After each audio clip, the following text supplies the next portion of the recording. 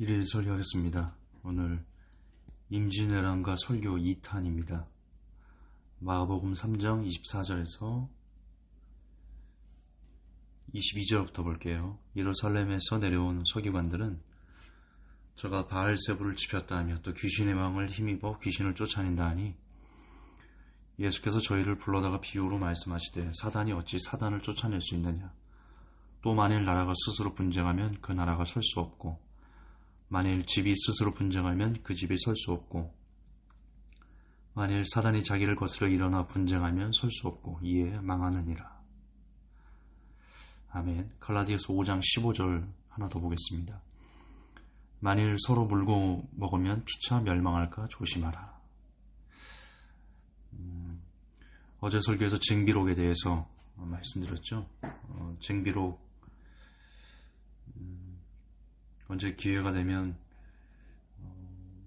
쭉 다 한번 강의했으면 좋겠다 싶은 그런 책인데요. 조선이 일본 외적의 침입을 받은 이유는요, 본질적인 이유는 선조도 선조지만 무능한 왕 때문도 그렇지만 그보다 더 근본적인 문제는 오늘 갈라디아서 5장 15절처럼 서로 물고 먹어서 그렇습니다. 그래서 멸망을 초래한 겁니다. 외침 전에 조선은 붕당이 되게 심했습니다. 조선 대신들이 동인과 서인으로 갈라져서 극심한 당파 싸움을 했고요. 그리고 권력을 잡은 동인은 다시 남인과 북인으로 갈라져서 서로 물고 뜯었습니다. 그러니까 동인도 있고 서인도 있고 또 동인 안에 남인도 있고 북인도 있고 이렇게 여러 당파들이 서로 권력을 잡으려고 부단히도 싸웠던 그런 나라입니다. 그들이 물고 뜯은 이유는 하나입니다. 겉으로는 나라와 백성을 위한 자신들의 뜻을 펼치고자, 그러니까 나라와 백성을 위해서 자신들이 기득권을 잡아야 된다라고 주장했지만 사실은 자신들의 기득권과 경제적인 이익 그리고 권력을 마음대로 휘두르려는 그런 목적이었습니다. 이처럼 조선이 당파 싸움으로 치달을 때 그렇게 정신없는 사이 일본은 도요토미 히데요시가 일본 전국을 통일하고 그 여세를 몰아 조선을 침략했습니다. 조선은 당파 싸움으로 조정은 연일 제2수옥만 차리기에 바빴기에 전쟁 준비는커녕 백성들의 삶은 나날이 피폐해져만 갔습니다. 윗물이 맑아야 아랫물도 맑은 법이지요. 조정에 있는 대신이란 오늘날로 말하면 고위공직자들이 서로 그렇게 당파 싸움, 제2수옥을 챙기는 싸움만 하니 백성을 현직에서 다스리는 관리들, 지방자치단체장이나 오늘날로 말하면 그런 이들이 탐관오리가 되어서 백성들을 수탈하기에만 급급했습니다. 그러니까 한쪽은 전쟁 준비, 당파 싸움 없이 전쟁 준비를 착실히 차근차근 해나가는데 다른 한쪽은 백성과 나라는 팽개치고 자신들이 이익만 얻으려고 난리치는 그런 상황이니 어떻게 게임이 되겠습니까?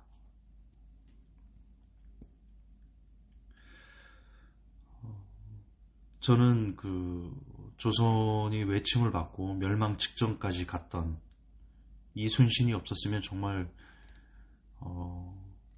이순신이나 의병장들, 권율 같은 그런 목숨을 걸고 나라를 위해서 제2속이 아니라 오직 나라만을 위해서 목숨을 바친 몇몇의 사람들, 그들이 아니었으면 오늘날 대한민국도 없었죠. 저는 그것이 직장도 가정도 교회도 똑같다라고 생각합니다. 그냥 형태만 다를 뿐이지 직장이 망하는, 가정이 망하는, 교회가 망하는 그런 원리도 똑같다라고 생각합니다. 서로 싸우기에 바쁘면 결국 망하게 됩니다. 갈라디아서 5장 15절처럼 만일 서로 물고 먹으면 피차 멸망할까 조심하라.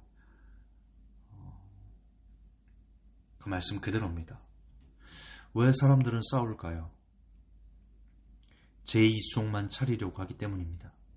고장난명이란 말이 있습니다. 손바닥도 마주쳐야 소리를 낸다는 뜻인데요. 즉 욕심과 욕심이 대립하기 때문에 분쟁이 생기는 것입니다.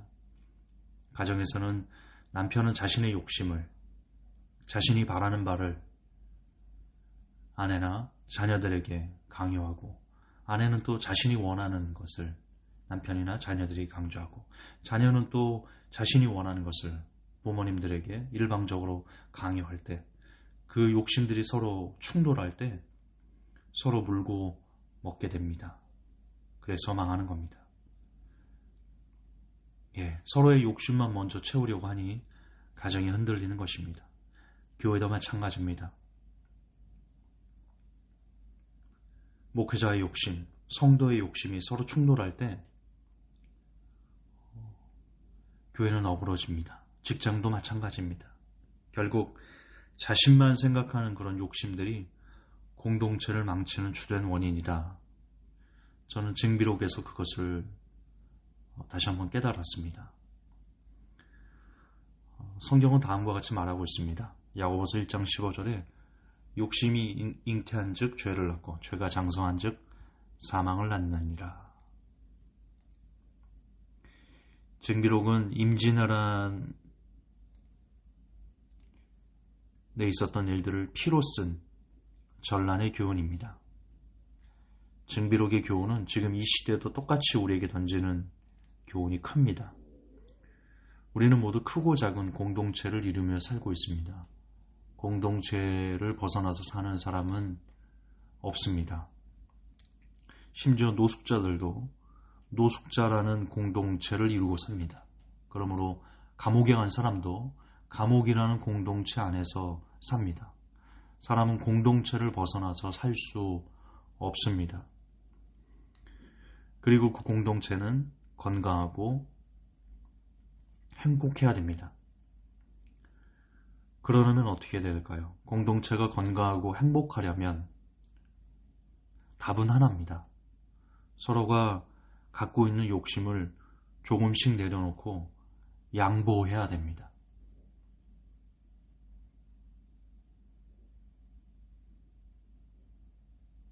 아주 간단한 말이지만요, 되게 힘든 겁니다. 사람이 욕심을 내려놓는다는 게 그게 쉬운 일이 아니거든요. 그러나 여러분이 구성되는 그 공동체를 행복하게 만들려면 남이 아니라 내가 먼저 내 욕심을 내려놓아야 됩니다. 임진왜란이 끝난 후에도요, 조선은 그 7년 동안에 엄청난 이면 180만 명이 죽은, 그리고 전쟁뿐만 아니라 대기근이 들어서, 전쟁으로 인한 건데요, 대기근이 들어서 엄청나게 많은 사람들이 기근과 전염병에 굶주림에 그렇게 죽어갔습니다.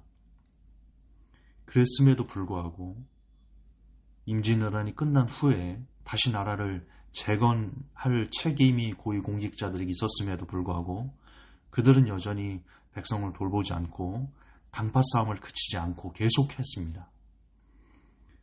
그 결과가 뭔지 아십니까? 임진왜란이 끝나고 40년이 지나서 병자호란이 일어납니다. 또다시 전쟁의 소용돌이에 휩쓸려서 역시 아무런 준비가 되지 않아서 조선은 또 쑥대밭이 됩니다. 병자호란에 대해서는 영화 남한산성을 보시면 어느 정도 이해할 수 있을 겁니다.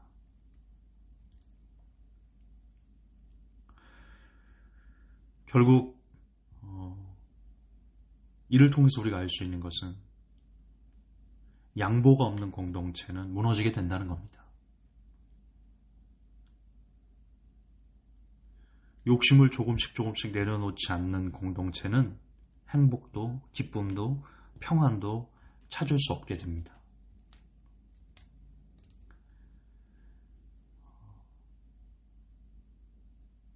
조금만 양보합시다. 되도록 다투지 말고, 되도록 이해해주고, 서로를 불쌍히 여겨주고, 그렇게 삽시다. 특히 교회는 예수님께서 피값으로 사신 곳입니다. 그러므로 더욱더 건강한 공동체를 만들기 위해서 목회자도, 성도들도, 직분자들도 서로의 욕심을 조금씩 내려놓고 양보하고 그렇게 살아야 됩니다.